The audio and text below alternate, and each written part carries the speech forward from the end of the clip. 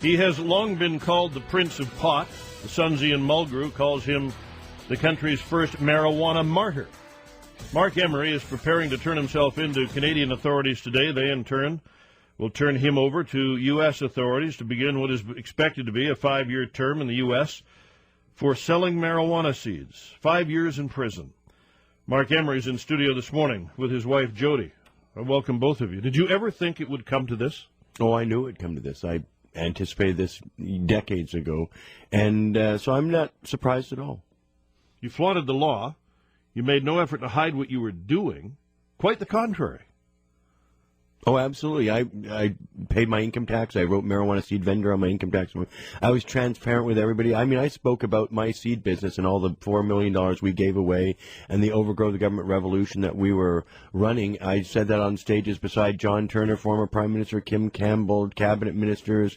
Everybody in this country knew what I was doing. I sent a copy of my seed catalog to every member of Parliament every 2 months for the last 10 years in our magazine, which they got a free subscription to it. So I was trying to make Canadians aware of what I was doing and that it was nothing sinister, that it was legitimate, honest enterprise, and yet at the same time had a very strong political message throughout the entire thing.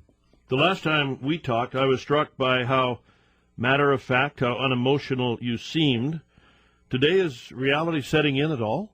Well, I'm still with my wife right beside me here. I'm still doing interviews, so it still seems like the world I know. But later on today at 10:15, when I'm put in handcuffs, the world changes, and you get isolated and lonely, and you feel helpless, and there's very little control of your life that you have, and you're listening to orders all day long, and it's a concrete and steel kind of environment that's really inhospitable and not a loving thing. So later on today, it'll really crash in on me. But for now, I have to deal with what I've got, and that's an opportunity to get my message out like I have for 20 years.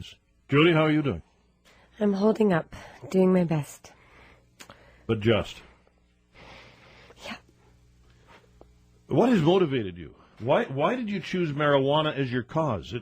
It's hardly world peace or child poverty. Is this a cause worth the price that you too are paying? But here's the thing, no one goes to jail for being poor, and no one goes to jail for being hungry. People go to jail for lifestyle offenses that the government deems as dangerous to the well-being of the state. I mean, after all, what's the net result of this prohibition of 45 years, billions of dollars, 2 million Canadians criminalized, millions of Canadian family members hurt by their family member being criminalized and put in jail for marijuana or hurt for marijuana? There's no public benefit to it all in all these years we've had it. So I'm glad to be the marijuana martyr because it's a senseless law that puts, at any one time there's a quarter million people in jail around the world for marijuana. There's nothing else like that.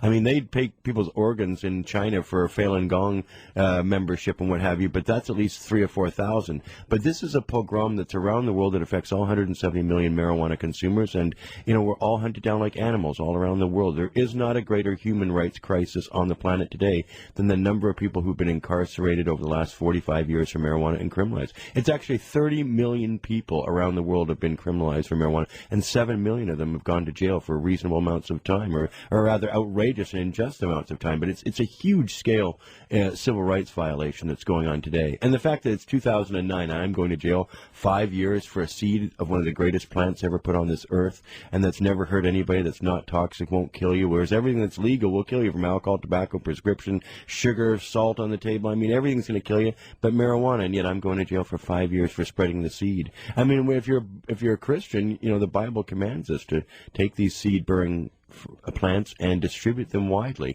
because they are all good. That's Genesis 1:29.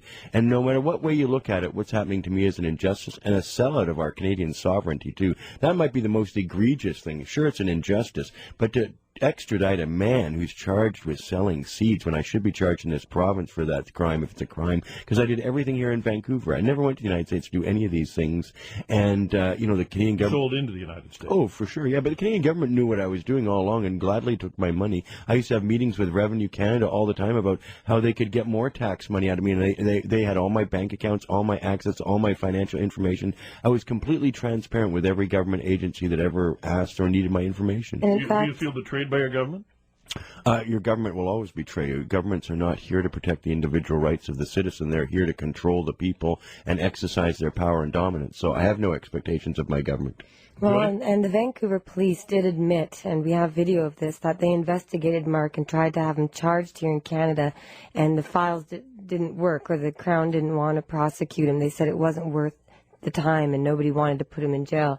So the Vancouver police gave the file to the DEA, the U.S. Drug Enforcement Administration, and so they're outsourcing our justice. If our Conservative government also refused to let Mark serve his time here. A year ago, the Americans said you could serve your 5-year sentence in Canada if your government agrees, and our Canadian Conservative government refused. They're sending a Canadian citizen to a foreign country, and all Canadians should be outraged at this.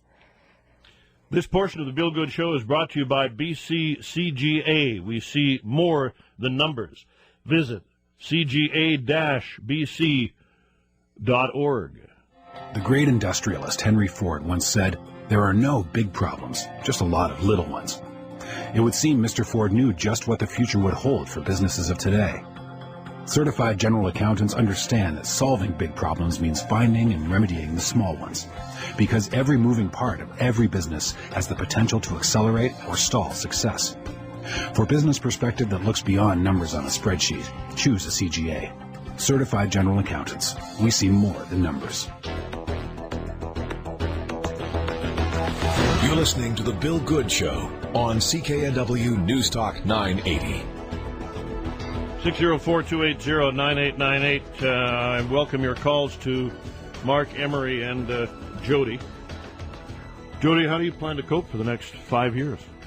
I'm going to keep working every day. I'm going to go right down to our store and office and keep it all running while Mark is away and work relentlessly to bring him home. Like after today, after court, we'll do a bit more media because I have to let people know how I'm feeling so they can feel the heartbreak and to know that there are hundreds of thousands of wives and children and family members who lose their loved ones just for this plant. And it's absolutely insane. So I'll be campaigning endlessly. I'll be running in the federal election. I plan to run in elections at every level. I need to make a difference. I need to change things. That's what Mark has inspired me to do, and I will continue to do that until